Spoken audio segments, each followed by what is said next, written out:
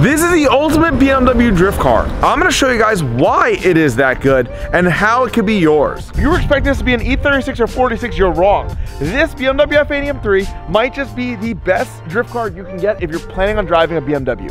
It's not that you're gonna go out there and win every single competition. It's not that you're gonna hop in and automatically be James Dean. But what makes it the best is that this is a fully functioning, streetable car that can drive you from New York to California with zero problems. And on top of that, it has a wide strip angle kit, inline handbrake, aftermarket clutch, and all the things you need to make a reliable drift car. So this car overall is everything you could ever imagine to be the best of both worlds. Imagine driving a track with AC on, drifting, and then driving home with no issues. This is that.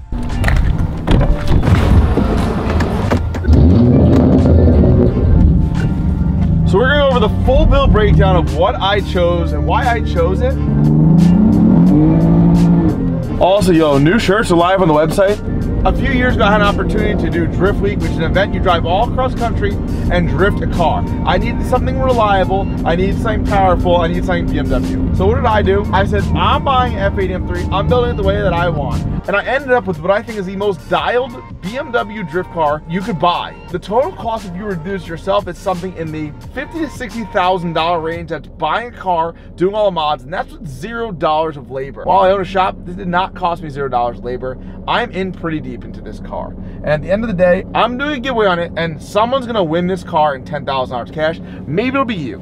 If you guys go to RKTUNES.us, till November 17th, at whatever timestamp this is, you can enter to win this F80 M3. Something about this car that I think a lot of people don't realize is that it still has air conditioning, still has ABS, still has all the factory creature comforts of a BMW, has Apple CarPlay. What makes it not just the best BMW drift car, but an amazing daily driver? Because this is something that I've driven 10 to 12,000 miles all across the country, drifted at a ton of different tracks, and made a wild amount of memories, and hopefully someone takes this car home and does the exact same thing. If you don't like drift cars, you're just interested in them and you don't want to drift it, I can take off the angle kit for you, I can take the e-brake out, and I can make, that's all you need. Other than that, nothing I've done is detrimental. Interior wise, we start with the Recaro pole position ABE seats.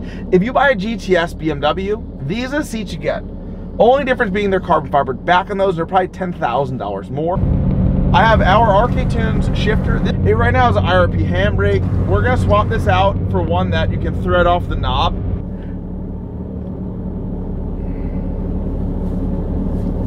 Damn, this is hard. I did an Apple CarPlay upgrade with a larger display. Speaker-wise in this car, I went with BeamerTech Alpha 1 speakers, and to be honest with you, sound system-wise, in a car I had already driven probably 10,000 miles before doing the speakers are a ridiculously huge upgrade in terms of sound quality. I really, really love them. If I get another F80 anytime soon, I'm gonna buy the exact same speakers and put them in that too. Other than that, interior-wise, it's all stock. You have the factory steering wheel, you have air conditioning, you have heat, you have a radio, the car is like a normal ass car. It's not like a drift car you look at and you say, wow, that's a horrible drift car, it's wildly ruined. No, interior wise, it's actually not that wild. The point of the car was not to build a wild race car, it was just to build a solid BMW. So if that's something you guys are looking for,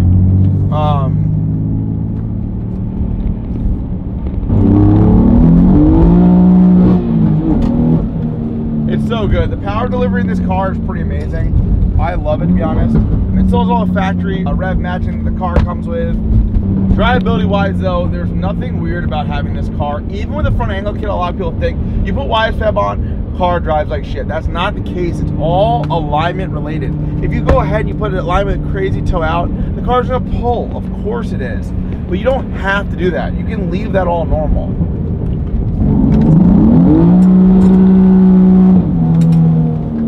I love this car.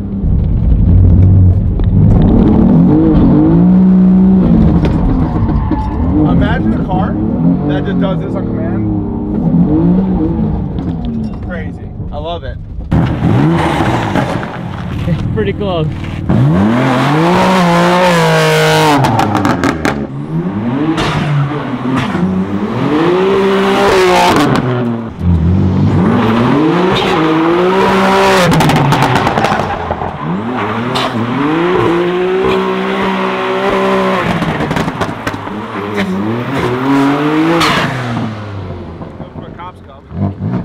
thing. No, I fucking love this car, straight up.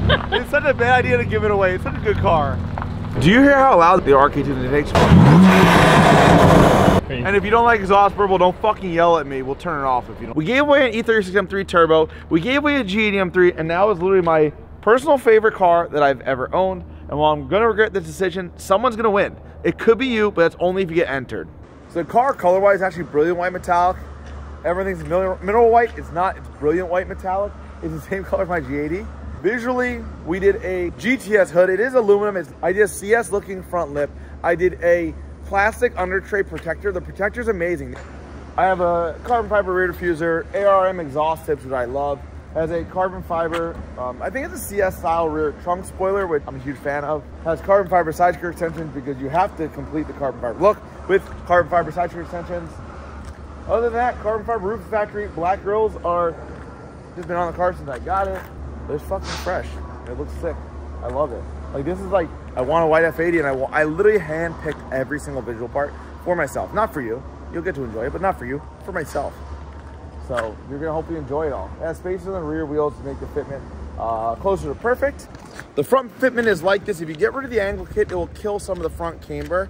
And then the front wheel will fit more straight up and down instead of the camber it has. But it's not like it's horrible fitment by any means, especially with having the angle kit and be able to drive the car across country and then go drift it. I'm pretty cool with it. So in the rear, all these arms have been changed out. Originally SPL arms, these have all been upgraded to beefier aluminum arms that will never give you a problem, never fail. And they're all fully serviceable. All these little Heim joints here can be swapped out. Still running a factory rear muffler with just ARM tips, which I think look amazing. We did finally put these carbon fiber diffuser pieces on that were not on the entire time I was recording. BC Racing custom spring rate coilovers in here. You can't really see it, but this is the differential, and then the diff lock is up there somewhere.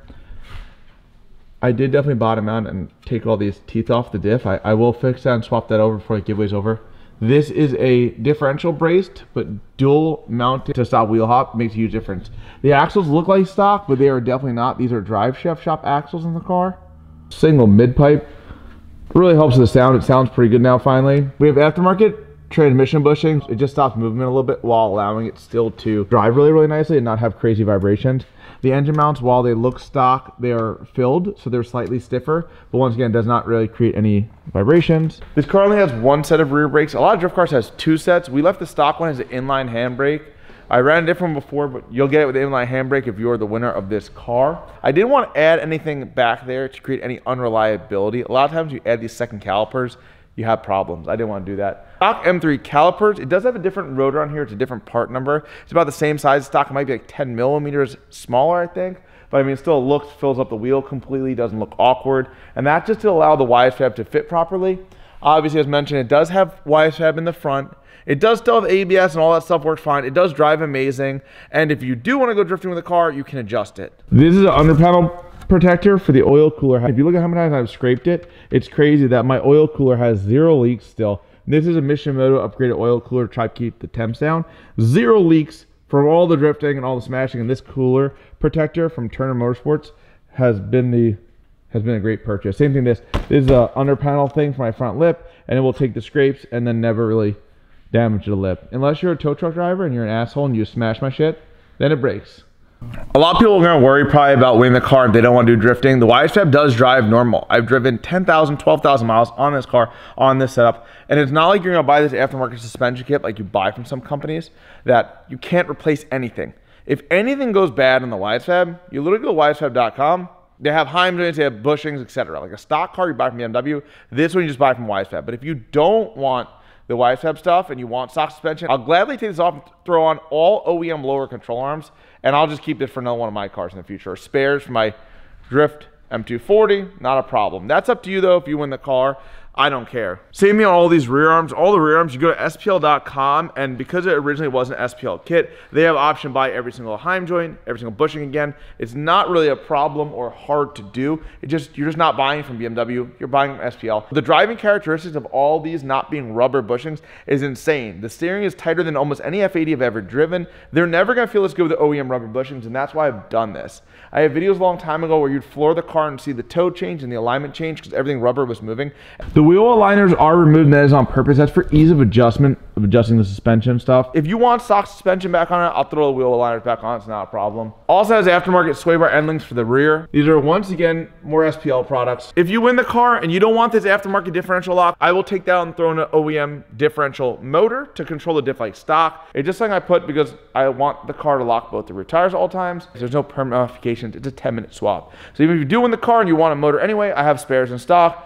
It will get handed to you or swapped out, depending whatever you want. The clutch in the car is an FX1000 and it is brand new. It has maybe 200 miles on it. The slave cylinder was rebuilt. It has an aftermarket internal one, which I love how it drives. I have it on both my drift cars. Underhood power-wise, I wanted the most reliable F80 that you could get. So what did I do? I kept it on pump gas. I didn't want to worry about injectors clogging up or having problems at 85. New spark plugs, new coil packs. It has our intakes, our charge pipes, which are the best you can get. Evolution Speed intercooler, which once again, hands down the biggest large intercooler money can buy. It worked absolutely amazingly. The Mishimoto oil cooler has a lower temp oil thermostat, and just the reality is, you don't really need it, but if you're starting off 30 degrees lower, you have a bigger time period before your car starts to overheat. We did do a crank hub fix on it. We use our own, and every single gasket from front main seal, all the little covers, valve cover gasket, all those things were changed at the same time. This is once again just on 93 octane, so it makes about 500 wheel horsepower, which is more than enough if you want to go drifting. It's also more than enough if you want to go drive around on the street if you don't like drifting.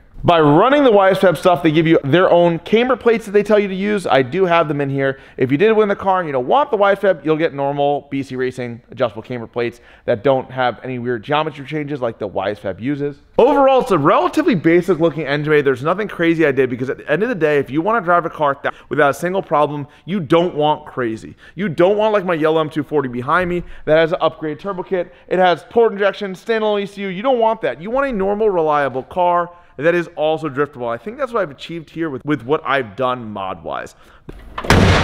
For those of you that don't know, I previously built the fastest F80 in the world at 1200 plus wheel horsepower, so figuring out how to make these cars work is not that hard for me. This car actually works so good that Duarte from Drift HQ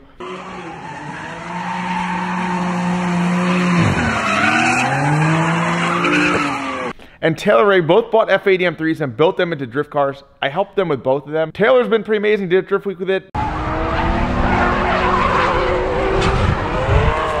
Duarte's done multiple drift weeks with his car, and they're both probably mad at me that I'm getting rid of this car and doing this, but I don't want people to be scared of seeing, oh, there's a drift car, I don't want it, it's gonna be unreliable. No, the whole point of this is reliability. When you have an E36 that makes 500 horsepower, the transmission axle's diff rated for 250.